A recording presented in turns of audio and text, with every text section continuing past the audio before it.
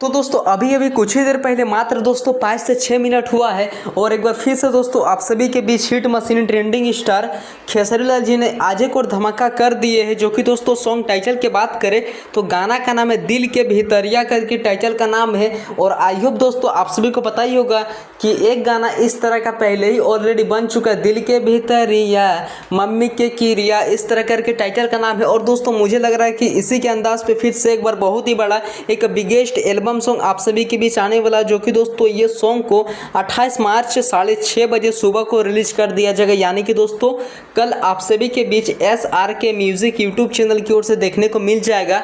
और दोस्तों जैसा ये पोस्टर में मतलब दिखाया जा रहा है, एक मतलब बहुत ही अच्छा एक बेहतरीन मॉडल भी लिया गया और एक बेहतरीन लुक पर नज़र आ रहा है। मुझे लग रहा है कि दोस्तों ये गाना ज़रूरी मतलब बूस्टअप होगा।